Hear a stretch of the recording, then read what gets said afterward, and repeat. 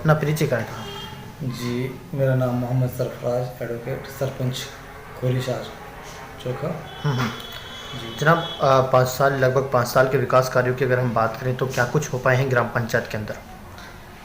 जनाब, सबसे पहले तो मैं आपको ये बताना चाहता हूँ, गांव में जब सरपंच में बना था उस वक्त गांव के हालात बहुत नाजुक थे।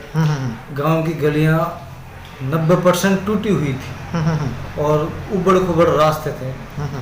और अब आप देखोगे लगभग 5 साल पूरे होने जा रहे हैं। मैं आपको बता रहा हूँ, सबसे पहले तो हमारे गांव में दरगाह है। दरगाह की घाटी 500 साल पुरानी है जनाब। 500 साल हमारे दरगाह गांव में बने हुए हैं। जी जी। तो यहाँ जो ऊपर गांव में लोग रहते हैं दरगाह में आसपास, उनके लिए बड़ी दिक्कत थी घाटी पर चढ़ने की, उतरने की। यहाँ तक कि कोई व्हीकल घाटी में नहीं जाता था। तो आप देखोगे मैंने घाटी को 300-400 मीटर तक तो आरएमसी डलवाई हुई है। उसके बाद आगे इंटरलॉकिंग रास्ता बनाया हुआ दरगाह तक। एक तो ये रास्ता जो मेन रास्ता था। एक आप देखोगे जो हमारे गांव से जाडोली गांव के लिए रास्ता जा रहा है, जो कि आज तक किसी भी सरपंच ने उसमें अगर तक नहीं डलवाया, अभी तक की कोई एक ईंट नहीं लगाई है। वो रास्ता जब से गांव बना है लगभग 500 साल से, तो वो ऊबड़ खाबड़ रास्ता था, जबकि दूसरे गांव से टच था। तो वहां से जाडोली गांव से भी लोग हमारे यहाँ गांव में जुम्मा पढ़ने के लिए आते थे। और वहां भी बसारत है, गांव के लोग रहते हैं। तो उनके लिए बड़ी दिक्कत थी। बरसात हो जाने के बाद में वहां निकलना दुश्वार था। और मैंने उस रास्ते को 1 किलोमीटर की लंबाई है, उसको आरएमसी के द्वारा बनवाया गया है। और आज वहाँ बड़ा अच्छा रास्ता है, लोगों के लिए आने जाने में कोई दिक्कत नहीं। दूसरी ओर यहाँ हमारे गाँव में लगभग 30% जनसंख्या गांव की पहाड़ में रहती है। पहाड़ में तो वहाँ एक क्रोशियन वाली घाटी है। वो भी बड़ी खराब हुई थी। वो भी मैंने इंटरलॉकिंग रास्ता बनाया है क्रोशियन के लिए। तो ये भी एक रास्ता बनाया। और लगभग मैंने सारे गांव में लगभग 30-35 रास्ते, छोटे बड़े गली और बड़े बड़े रास्ते, लगभग इंटरलॉकिंग रास्ते बनाए हैं। उनके साथ नालियाँ बनाई हैं, जो कि अब पूरे गाँव में कहीं भी पानी इकट्ठा होने के चांस नहीं है। तो ये काम कराए हैं। लगभग मैंने गांव में 150 हेडपंप लगवाए हैं। जहां पानी की समस्या बड़ी ज़्यादा थी, तो वहां उनके लिए पीने के लिए जहां मीठा पानी था हेडपंप लगवाए। जहां उनके मतलब कि पानी नहीं था, हमारे गांव में छोटा मोटा जमींदारा भी है, छोटा बड़ा, तो भैंसों के लिए, कपड़ा धोने के लिए पानी नहीं था। वहाँ के लिए मैंने लगभग गाँव में 150 हेडपंप लगवाए हैं। और मैंने प्रधानमंत्री आवास योजना के तहत गांव में 180 मकान के लगभग बनवाए हैं। क्योंकि मेरा गांव एक फकीर जाति से संबंध रखता है, अलवी समाज से संबंध रखता है। मेरे गांव में इतना बड़ा जमींदारा नहीं है। कुछ ही 10% मेरे गांव के लोगों की आर्थिक स्थिति सही है। बाकी अलवी समाज होने के कारण मेरे गांव बड़ा पिछड़ा हुआ है। यहाँ लोग मजदूरी करते हैं और अपना पेट पालते हैं। तो उनके लिए मैंने अपने गांव में लगभग 180 प्रधानमंत्री योजना के तहत मकान बनाए हैं।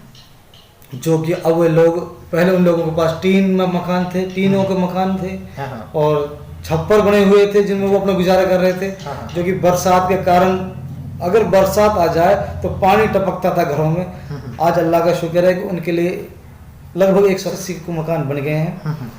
और मैंने अपने गांव में, आप देख रहे होगे कि ये जनरल चौपाल है जहां मैं बैठा हूं। यहाँ एक ऑफिस बना हुआ है। गांव के लिए एक जनरल चौपाल बनाई है जहां लोग आके बैठते हैं, जहां लोग मीटिंग लेते हैं। गांव की पंचायतें होती हैं। पहले गांव में एक भी ऐसी चौपाल नहीं थी जहां पानी की सुविधा हो चौपाल में। और यहाँ लोगों के लिए जैसे कोई बारात घर है नहीं, इसी में ठहर जाते हैं। पंचायत की मीटिंग होती यहाँ होती है। और गांव में मैंने एक कब्रिस्तान के लिए, कब्रिस्तान है हमारा, वहाँ 3 शेड बनाया है जनाजे की नमाज के लिए। जो कि लगभग उसमें 500 आदमी खड़े होकर जनाजे की नमाज पढ़ सकते हैं। और बड़ा अच्छा 3 शेड है, आप देखोगे जाके कि वहाँ अगर पहले कोई ऐसी सुविधा नहीं था, बरसात आ जाती थी तो मैयत को ढकने के लिए भी जगह नहीं थी। तो आज उसमें 3 शेड बना हुआ है जिसमें मैयत भी आसानी से, कोई दिक्कत नहीं थी। बरसात आ जाए, आंधी आ जाए, तूफान आ जाए तो आसानी से नमाज पढ़ाई जा सकती है। शमशान घाट के लिए भी रास्ता मैंने बनाया है।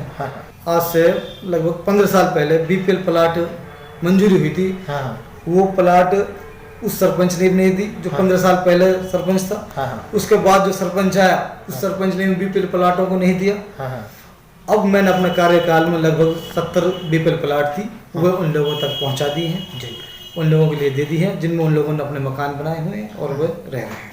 बिल्कुल।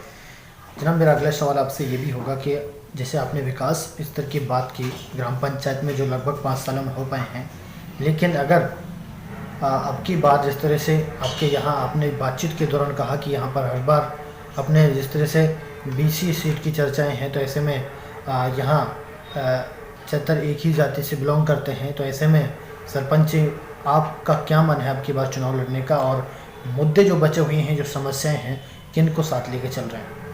देखिए जी, जैसे कि मैं सरकार का धन्यवाद करता हूँ जिन्होंने 8% आरक्षण बीसीए के लिए दिया है। मेरा गांव अलवी समाज से बिलोंग करता है। हाँ तो मेरे गांव में तो बीसीए जाहिर सी बात है कि आएगी सीट बीसीए की। तो मेरे गांव में तो आगे की जो योजना है हाँ मैं आपको बता देता हूँ। हाँ मेरे गांव में एक मेन मुद्दा था यहाँ पानी की समस्या का, लगभग पूरा हो लिया, फिर भी उसमें 2-3 टैंक बनाने के मेरे इरादे हैं। अगर मुझे मौका मिला आगे मैं पानी की सप्लाई के लिए 1-2 टैंक बनाऊंगा जो कि घर घर में पानी पहुंचा जा सके। वैसे सरकार का बहुत बहुत धन्यवाद करता हूं। सरकार ने घर घर योजना के तहत एक एस्टीमेट मेरे गांव के लिए बनवाया है जिसमें लगभग 63-65 लाख का एस्टीमेट बना हुआ है, जिसका प्रोजेक्ट 2022 तक पूरा होने की संभावना है।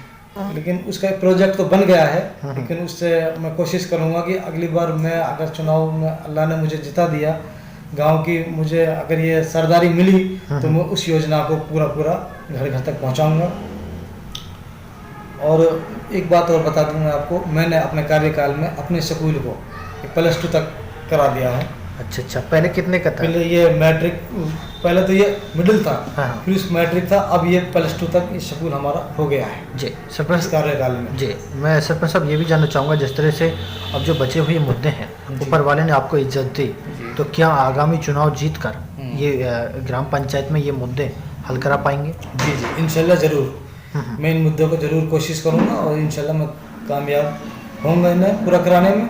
मेरा मकसद रहेगा कि अब की बार मैं अपने गांव को एक आदर्श गांव बना सकूं। जो मुझे इस बात पर खुशी होगी कि मैं अपने गांव को आदर्श गांव बना सकूं, और मैं चाहूँगा कि मुझे मुख्यमंत्री आके सम्मानित करे। मैं इतनी कोशिश करूंगा जो मेरा गांव एक आदर्श गांव बन जाए। जनता का समर्थन की बात करते हैं तो क्या एक बार फिर से समर्थन मिल रहा है कि सरपंच बने और फिर से विकास कराएं? जी, ये अल्लाह का शुक्र है, गांव की जनता का समर्थन पूरा मिल रहा है और मुझे पहले से ज़्यादा हौसला अफजाई लोग कर रहे हैं। उन्होंने कहा कि सरपंच आज तक, वो मुझे बताते हैं कि सरपंच आज तक ऐसा कोई काम किसी सरपंच नहीं कराया है। हमने बड़ी खुशी हुई है कि पढ़े लिखे सरपंच को बनाकर जो इतना काम हुआ है, और आगे इंशाल्लाह वो कहते हैं लोग कि हम आगे सरपंच को ही लाएंगे और जिससे हमारा गांव का विकास हो सके, जिससे हमारा गांव एक आदर्श गांव बन सके। बिल्कुल। चलिए, बहुत बहुत शुक्रिया हमसे बात करने के लिए। धन्यवाद, थैंक यू जी, शुक्रिया।